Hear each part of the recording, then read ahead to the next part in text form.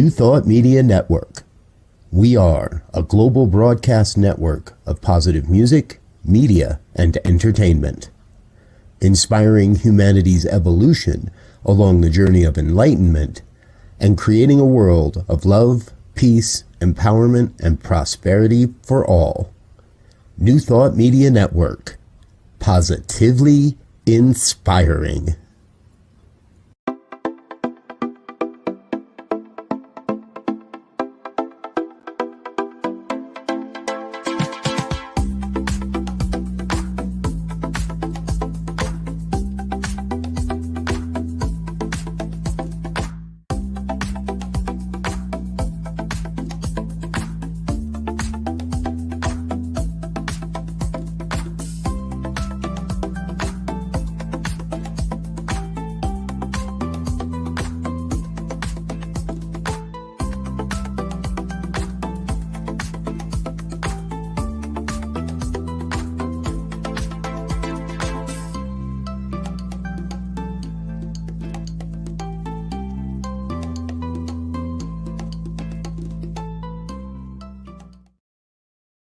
Hello and welcome.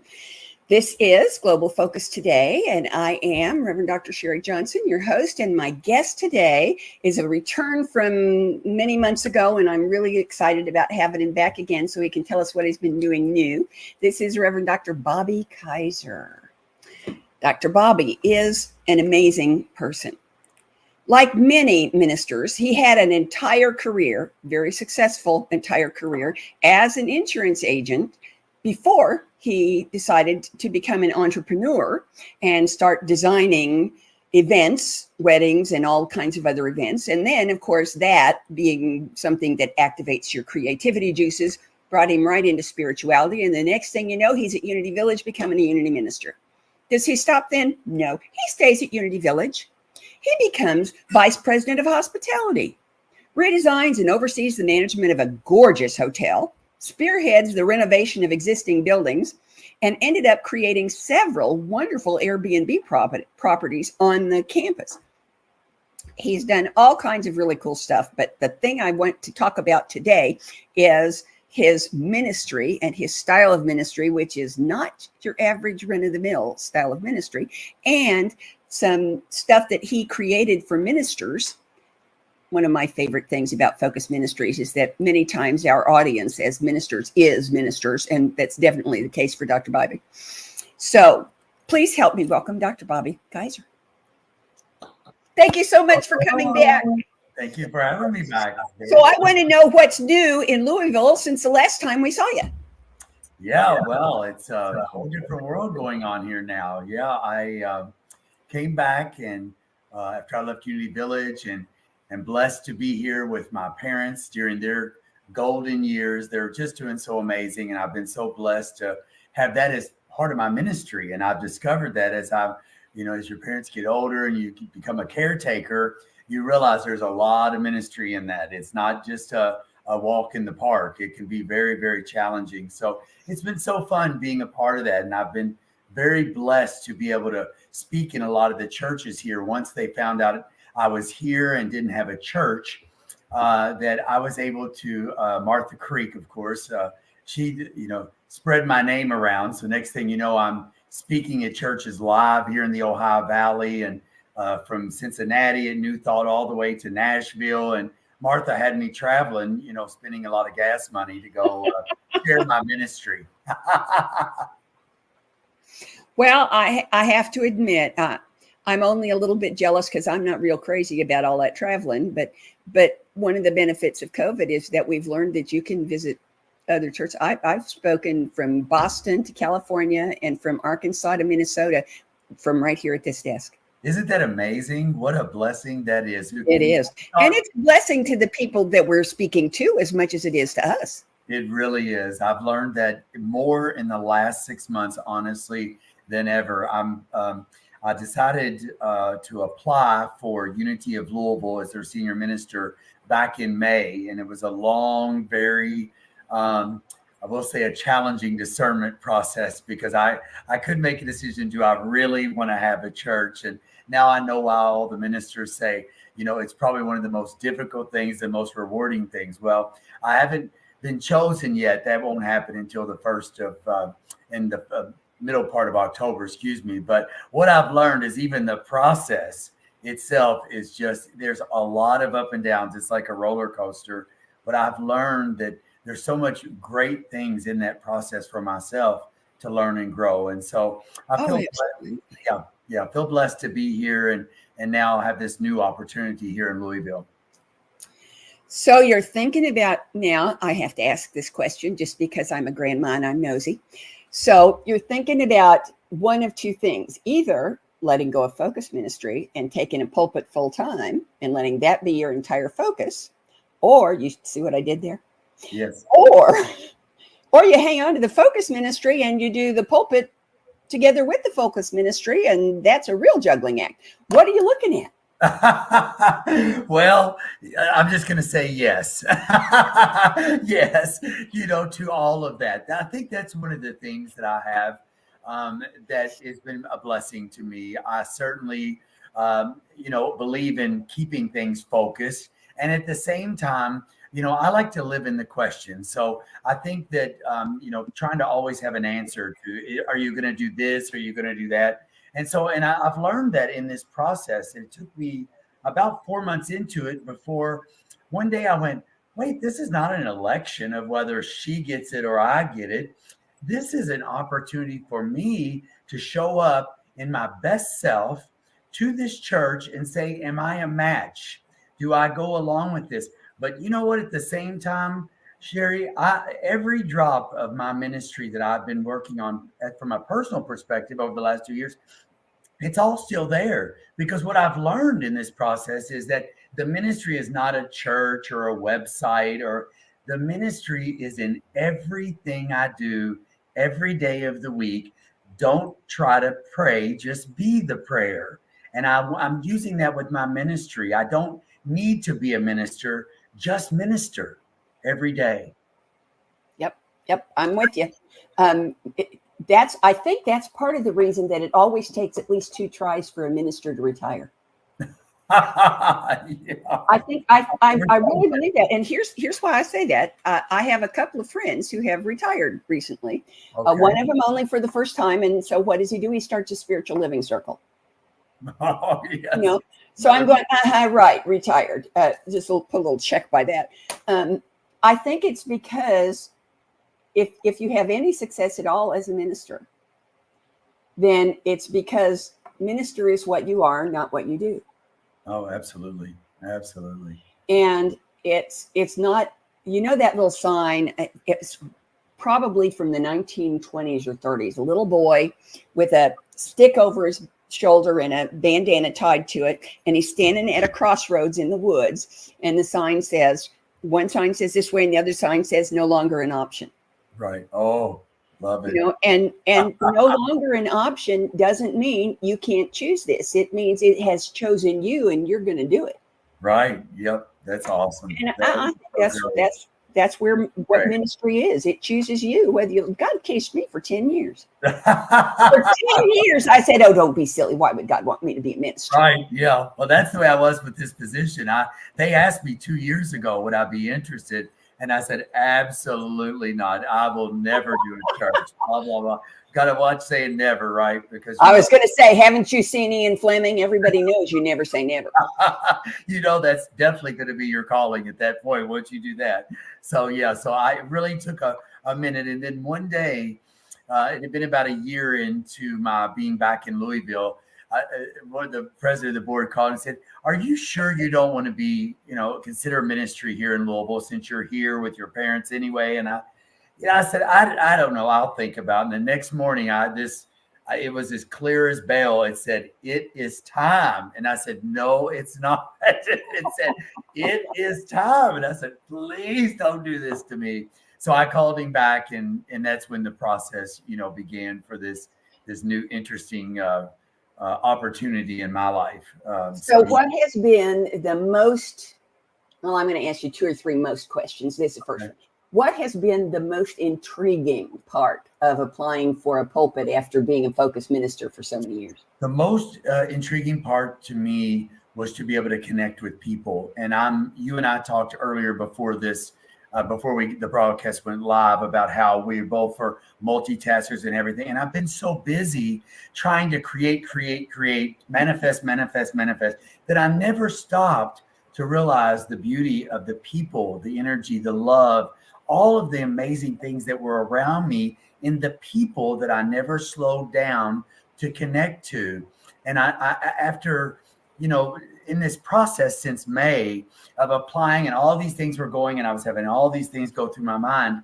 And it literally was just a few weeks ago that I went to a service where two of the other speakers got up on the stage.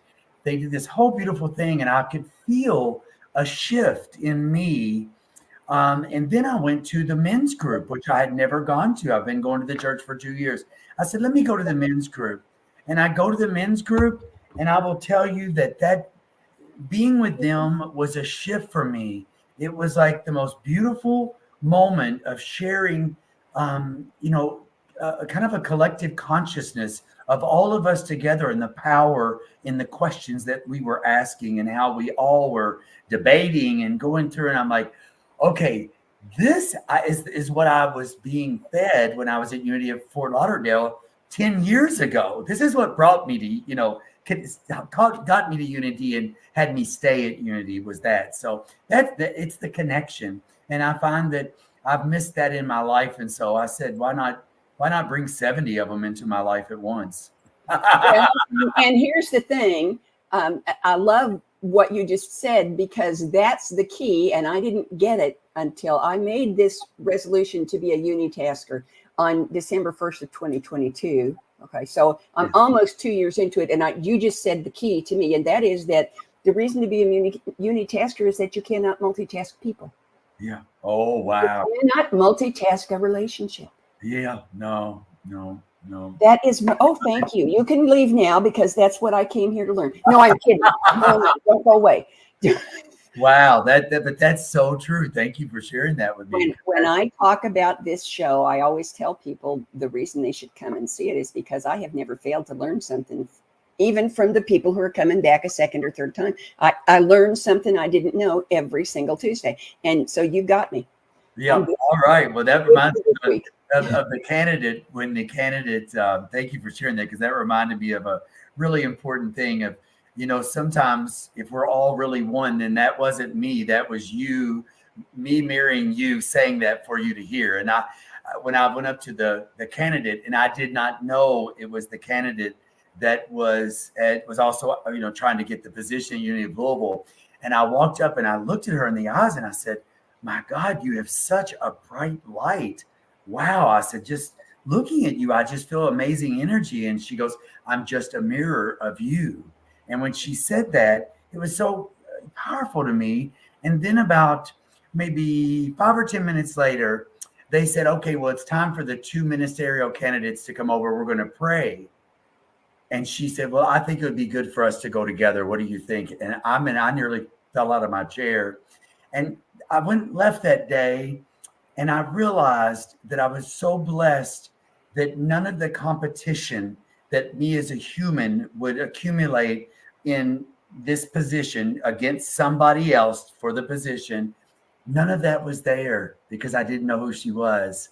And so now every time that I'm near her, I remind myself of that, is that we're not in competition. We're just mirror images of each other. We're just here to support each other. And as long as I'm present, I will see that love in her, not the human competitive thing. See, so it's interesting. Thank you for sharing. That was my epiphany.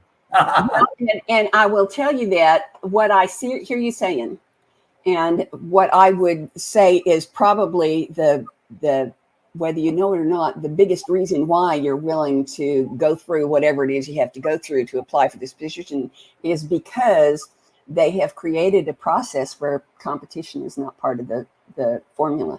Yes, amen to that. And so into that, you got to know that whoever becomes the minister there is going to be the right person to be the minister there, and it's going to have the best relationship you ever heard of. Yes. And the best part is now I am connected to the church, not to the position. Right. So even if she gets that, I've already told her I'm not only praying for you, but I'm here to support you in this because I don't believe, this is not a presidential vote. This is not a race. This Right. is all of us looking what is the greater good of the whole for this community. Exactly. And if I am not a match, Martha said to me, Reverend Dr. Martha Creek said to me, that what I have to remember in this process is that, we're all a greater part of this whole. And as long as I stay focused on that, being a part of the ministry doesn't necessarily mean whether I get up there and lead the church or I lead a small group on the side, right? It's all the same. Yep. And we've mentioned Dr. Martha Creek a couple of times, so we probably ought to explain who she is because you and I aren't the only people in the conversation, and there might be somebody who, God forbid, is not aware of who Reverend Dr. Martha Creek is. Exactly. And I encountered her first at Anton, which is the affiliated New Thought Network. And in fact, that's where we connected the first time too, was at Anton. Yes. And Reverend Dr. Martha Creek is just the heart and soul of Anton. She just is. She is. What a beautiful soul she is. And she says, I serve those who serve. And as a amazing minister and leader and facilitator, she's just such a strong presence for those of us who struggle through this process. She has been, I just cannot imagine not having her to bounce things off of, to give me her incredibly wise support in this process. So yeah, she's a one of a kind. That's for daggone sure. She is a one of a kind, but I have to say again about Anton that Anton is pretty much populated by one of a kind people. They are. Oh wow. The affiliated network is the first thing I ever heard. Reverend Dr. Michelle Whittington. Two Michelle W's. That's not fair. Michelle Whittington is the executive director. And the first thing I ever heard her say before she was executive director, by the way, a year before she was executive director, the first thing I ever heard her say was, "Welcome to Anton." We say yes. We say yes. And isn't that great? Oh, and that's what it is. That's what it is. And it's not just that Anton says yes to me. It's that Anton brings out the yes in me. Yeah, it does. It does. In fact, it brought it out in me. Martha asked me to speak the 1st of October. She said, I want you to do a power talk. And I'm like, I don't know if really? She said, no, I want you to do a power talk. So, and of course, there was no wasn't even near anywhere in my vocabulary, of course. It's no. yes. Nope. It's just yes. And it's, I love me some Anton. I really do. It's amazing. Amazing. It's a wonderful organization. And I'm on the retreat committee, and we had a meeting this week. I can't remember. We had lots of meetings. Okay. Yes. The last one we had, Dr. Martha said, what we need to find out a way to get out to the world, what we need to have people know at the world is that this is not a retreat for ministers. This is a retreat for people who are on a spiritual path. And if you're human, you're welcome. Yeah, that's sweet. And that's her articulating, I should say, what Anton is all about. So I just love that we connect in that way. And I would add a caveat to that in fact, we probably, whether we're ordained or not, we're probably in some way all ministers. Oh, yeah. Right? Yeah. So everybody, we may not all have Rev in front of our names, but we all minister. Somehow we're ministering to somebody in our lives, right? And for me, that's kind of been my motto is, again, not to pray, but to be the prayer. And that comes the same thing, not to minister, but to be a minister, just to minister to everyone. I don't have to have that title necessarily to be that role. I taught college for 35 years. Oh, okay.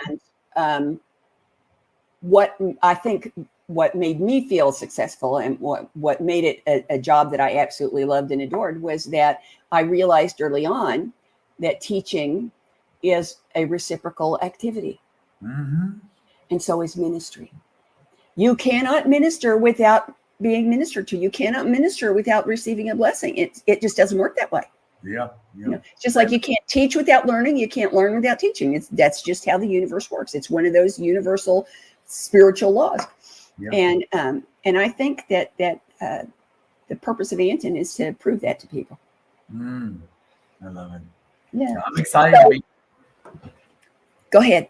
No, I was just saying I'm very excited to be there. I love the Unity Village, first of all. And then this year, last year was my first time. So I went there to just really absorb. And that's what Martha suggested that I do. But now this year, of course, it's time. Been looking forward to it for a whole year, haven't you? Yeah. So it's time to step up. Now she's got me volunteered. I'm going to do the prayer vigil. I'm going to do, now it's time to involve. They created a new verb at Anton that I just love. They didn't get you to volunteer. They voluntold you. Voluntold. I love that. I want to hear more about something that you just barely mentioned because you were just getting started with it the last time you were here. And it was really exciting to me. So I wanted to hear more about what Rise Up is and what it does and why you came up with it. And tell us the story of Rise Up. Yeah, Rise Up is actually kind of a focused ministry all on its own. Basically, what happened is a minister came to me from Unity of Kansas City North, Reverend Myra McFadden, and said, hey, we're wanting to do something here to create some revenue streams here at our church.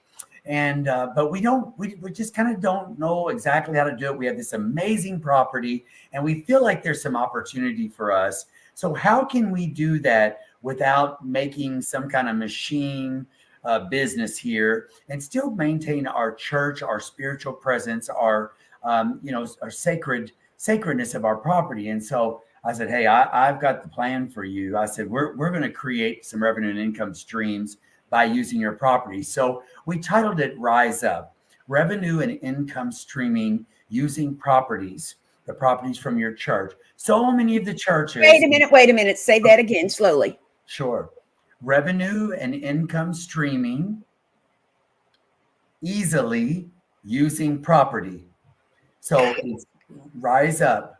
And that I love acronyms. Yeah, I do too. I didn't realize that was one. That's why I made you do it again. No, it's an acronym that just kind of fell in our laps, honestly. And so what we decided to do, they had a beautiful baseball field in the back of their church. They have several acres. They have tons and tons of parking, a beautiful church. I just redone the interior for them, the inside spaces, the sanctuary and lobby. So I said, let's turn the outside into a venue. Let's take that baseball field. We're going to do a beautiful altar area. We're going to create a space for multi-purpose events. So we went out and we spent about 2 months of time over a 1-year period, and we recreated the whole property.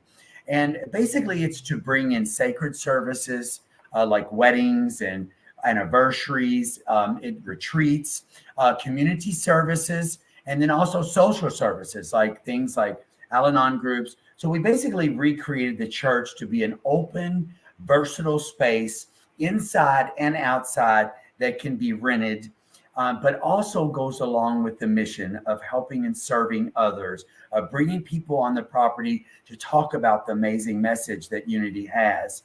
So we just literally finished all the legwork, we'll call it, back in June.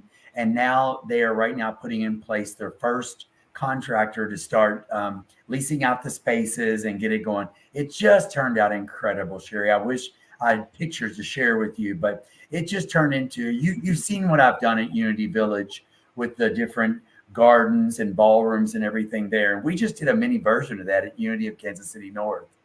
Oh, did you? And see, when I talked about you getting Unity Village into the Airbnb program, it never occurred to me but that's what Rise Up is. It is exactly what it is. It's a long-term Airbnb kind of thing. And that's brilliant. Yeah. That's just brilliant. Yeah. Well, thank you. It's been a fun project, but you know, what's been the most interesting thing about it? Every dollar was raised by the church, and then one of the congregants matched part of it. And so when we got done with the project, it was completely finished. And a couple things happened from that. first of all, now the church is completely refreshed, including all the properties. So what a blessing that has been. And that physical shift has created a conscious shift internally from all the people there for another reason, because they all shared in the creation of this Rise Up program. So they've been working and doing gardening. They've done, interior stuff. We've done electric, plumbing, you name it. We've done all these things to really make this program come together. So what you're telling me is that the key to it is not Airbnb. Airbnb is just the platform. The key to it is taking ownership, having people spiritually, consciously taking ownership of the project. Yes, bringing it together, knowing that there's a vision, setting that intention, then manifesting some beautiful project that they get to share in now. Not to weight the church down, because that was my commitment, that it would not be a weight. Again, we're not bringing in a wedding machine to, it's all about the church. But how can the church, when we bring 200 people on that property for a wedding, how do we share our message with them, whether it's bookmarks underneath their windshield wiper, or whether it's someone greeting them at the front, or maybe it's just a referral saying, we've never been to a place that we felt so welcome. So what it is, it's bringing hundreds of people on this property for opportunities of connection. And to me, that's really what it's all about, is connection. That is what it's all about. Yeah. That absolutely is what it's all about. Wow. Okay. So, you mentioned you're going to be doing a power talk. What are you going to talk about for your power talk? Have you written it yet? Do you know what it is? It's 2 weeks ago. It's not written, but I do have the title. It's Dollar General Spirituality. Oh God, I love it. Oh, that's so wonderful. Yeah, Dollar General Spirituality. And it came to me. I own 4 of my own Airbnbs, and I've been building the last one at the lake, and I'm not building anymore because it was the most crazy.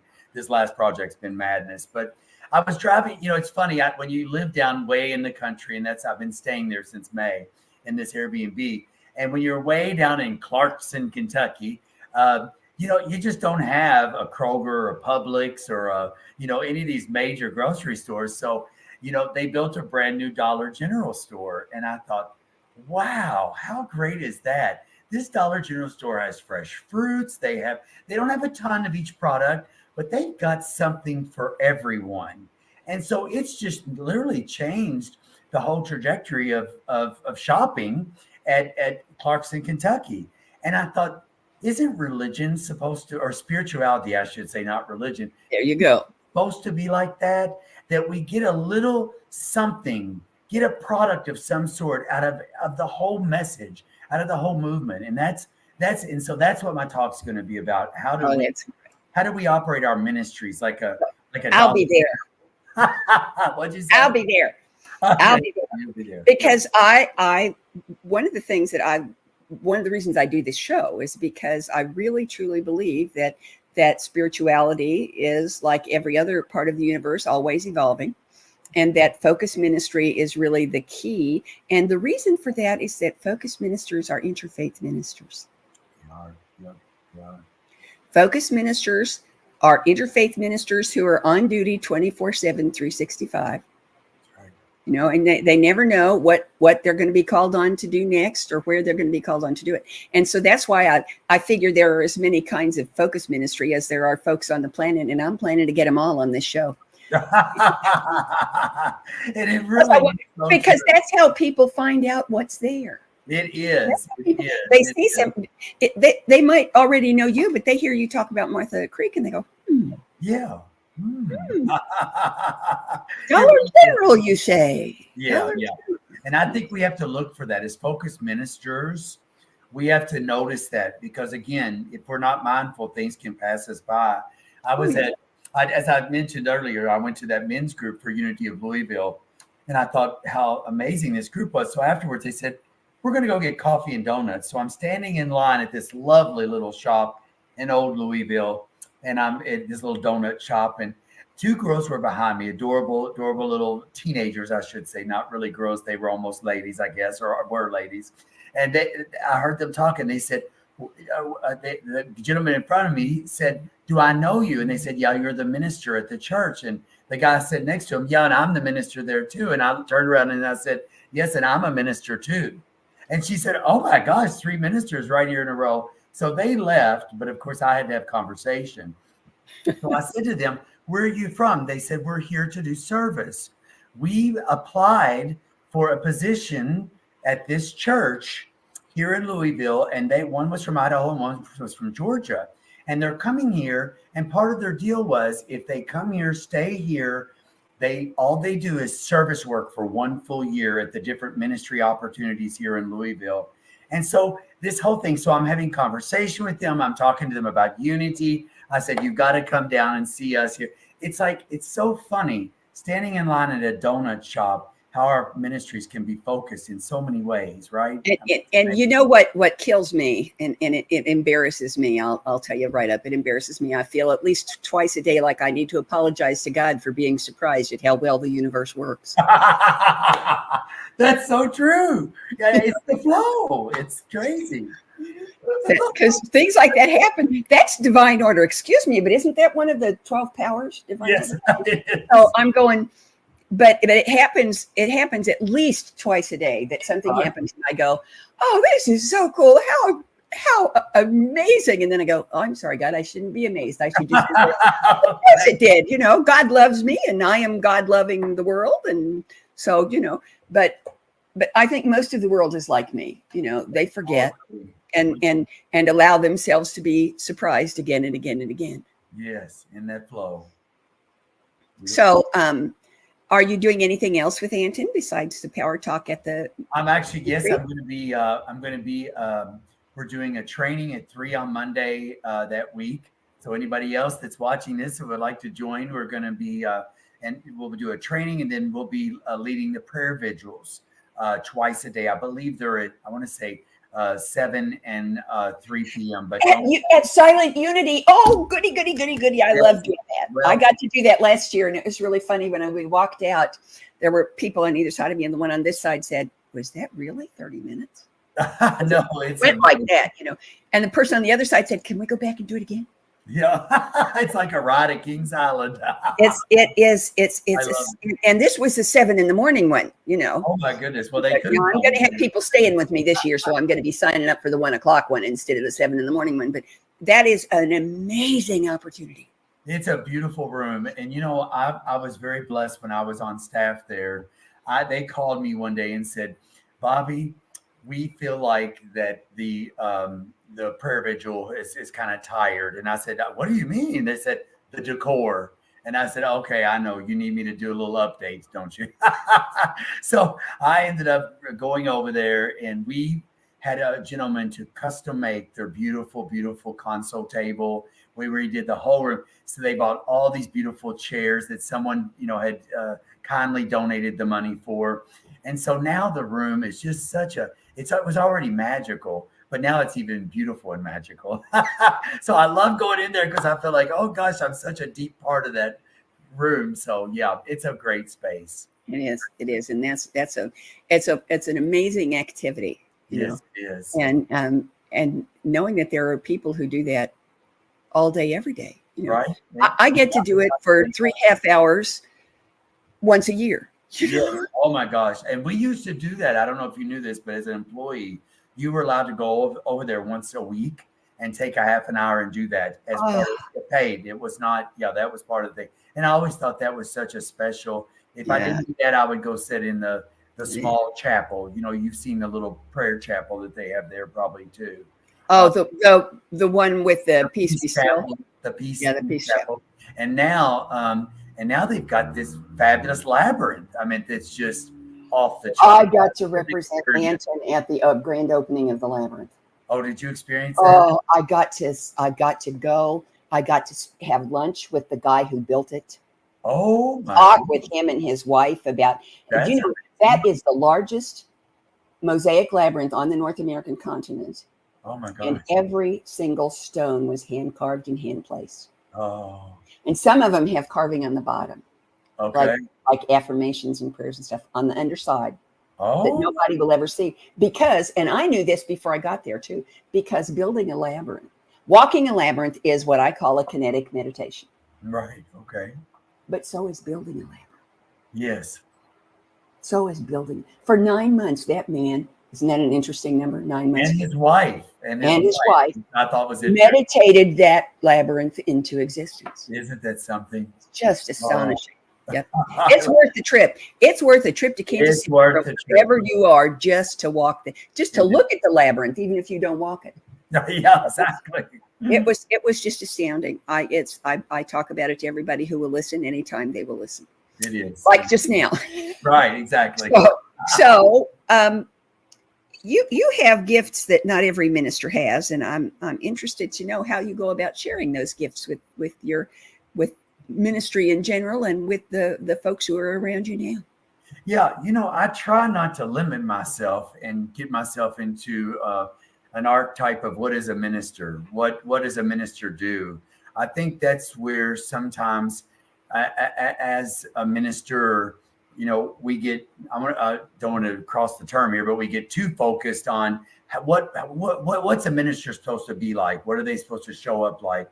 And instead of using our gifts, I've always been very blessed with a power of creativity. Maybe a Dr. Hasselbeck would say maybe an overdeveloped power of creativity, and maybe an overdeveloped power of enthusiasm and zeal as well. And you mix all that together, and sometimes you can blow up an entire Unity Village, right? And that's kind of what I've done. And so what I've learned is to see the gift. What is, and I think this is probably part of that thing I'm talking about. What is a person's gift, and how can I connect to that gift? Because what a better way to, when we go out as a minister in the world, than to connect to the greatness of another. So I believe my gift is now becoming connecting to your gift. See, I think the gifts, when we start adding all our creative, zealous gifts together, it's like Christmas. That's yes, it is. We're all sharing in this beautiful thing.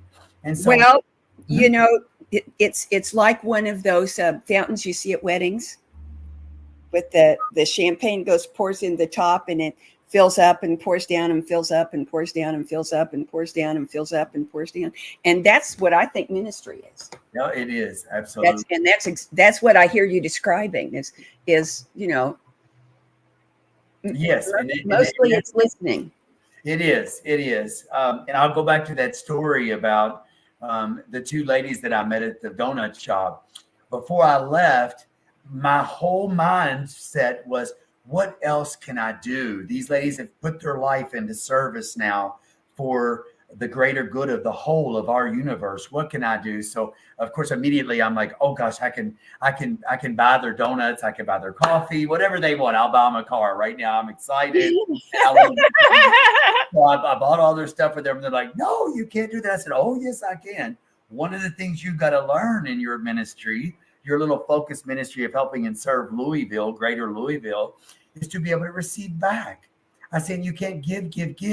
You have to receive as well. And this is me with my gift right now for you. So, that to me is what I want to do every single day, is to be able to take time, become mindful, become, what you call it again, not multitask, but unitask oriented, to really focus on that moment and be able to say, how else can I help and serve this person in this very moment?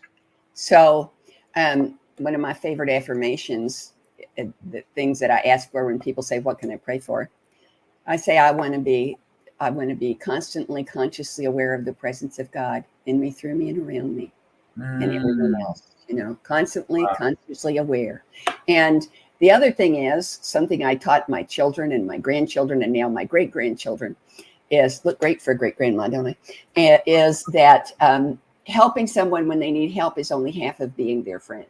Giving them the gift of helping you when you need it is the other half. Yes. That's beautiful. I love that. Yep. So I have some questions I ask every guest. You've already answered them once, but I figure the answers have changed in the months between then and now, so I'm going to ask them again. Okay. The first one is 10 years from now, presuming that everything, every teeny tiny little detail and accident and occurrence and event in your life, every person, place, and thing goes exactly the way you want it to go, what does Bobby Kyser's ministry look like? Yes, my ministry looks like a growing, thriving, passionate community that is awake to the needs and desires of those around. I see my ministry being something that is safe, loving, compassionate, empathetic, and at the same time, able to be able to grow and be in a moment, even when there's the challenges around. My dream is that I be the teacher that is, I'm going to say even better, a facilitator to help facilitate people to grow, to be the biggest, best, most fabulous spiritual being that they can be. And that's really what my goal is. It doesn't have to be great numbers, but with great potential, right? Great things happening with those around me. And I just saw a great video of Creflo Dollar, and he was talking about, I think the ladies in the church, but it could have been the men too, about when you're looking for a partner, ask the questions, right? Ask the question. So I want to ask the questions to people around me. What is it? What life do you see yourself in? How is it? What is it that's going to make you happy and bright and shine your light bigger and better than ever? What is that I can do, and how can I support you in doing that? And that's what I see. It's just a really beautiful web, a net of highly lit, conscious people. I love that you said you want to be a facilitator instead of a teacher, because facilitator comes from the Latin for to make easy. To make easy. Yeah, I learned that from Martha. Yep. I love me some Martha Creek. Yeah. Okay, here's the next one. Okay. How does what you do as a minister, which is basically what you do all the time, how does that support, enhance, encourage, develop, pick your own verb, conscious evolution? Well, I think, again, going back to, I think one person can shift. And you talked about the champagne fountain that starts at the top and flows and flows and flows. I think it only takes one small gift, one small act, one small service for someone to create that ripple effect. I don't think, again, it doesn't need to be in numbers. I think they talk about the wing of a butterfly who can create a hurricane. And I think it's the same way in spirituality. One small act of kindness, one thing. I don't know how buying that donut and coffee shifted them that day. Maybe they could afford to eat dinner that night, and maybe they couldn't have before that because they were going to buy a donut. I don't know what that looks like, and it doesn't really matter. I think as long as I'm doing the best I can to be the best, most kind person, then I think all that's going to ripple out, and it's going to affect evolution for sure. Absolutely. Okay, here's the second one. No, the third one. The third one. Okay, and it sounds a lot like the last one, but it's not the same question. Okay. How does what you do, which in our version of ministry is who you are, how does what you do and who you are promote, encourage, unleash, reveal, pick your verb, world peace? Yeah, wow, that's such a big one. That's a really big one. I think world peace, it scares me sometimes when I think about how many countries, many people, many communities operate. And it's something that that for me, I think it's a seed. I think it's a seed we plant inside ourselves, and it almost goes into what we did talk about on the second question, and that is that I think it begins with me.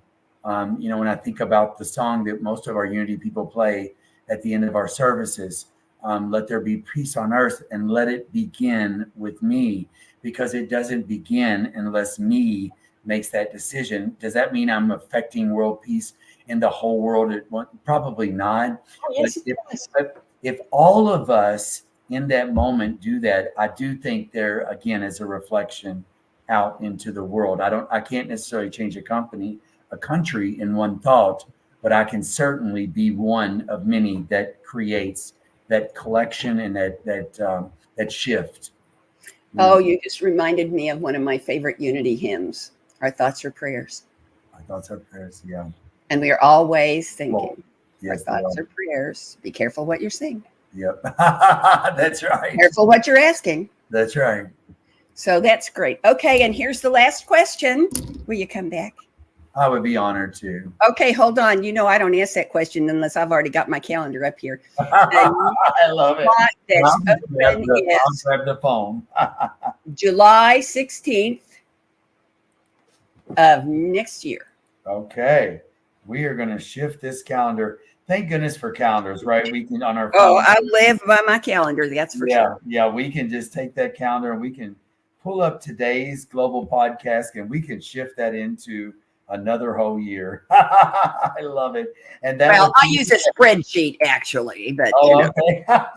So that was July again. Yep, July 16th. Okay, got it. Of 2024. Oh, it's hard to believe. 2024. A quarter of a century almost into another. Can you believe that popped into my head the other day that we are a quarter of a century? Oh my gosh. And I remember when we were making a big deal about Y2K. 2000. I know. And I kept saying, but wait, people, that's not when the 20th century starts. No. I love it. Oh, but I have always been a nitpicker in that particular regard, but that's okay. Yeah, that's okay. Well, thank you so much for being here. And folks, next week, hold on, let me look and see who's here next week. I always write it down. Next week is Reverend Jim Stark, one of the people I told you about who thinks he retired. But he was a focused minister for a lot of years before he thought he retired. So come back. You're going to have a great time and learn a lot of cool stuff. And I know what he's going to talk about. He's going to talk about love. In the meantime, have a great week. We'll see you next week. Bye-bye. Amazing, amazing. You will do amazing things. Amazing, amazing. You will do amazing things. On behalf of everyone at New Thought Media Network, thank you for being a member of our virtual family. Your financial contributions help share the New Thought message with people from around the world. Please visit and contribute at www.ntmedia.org/donate. New Thought Media Network, come be you. And please like, share, and subscribe. Until next time, peace and blessings.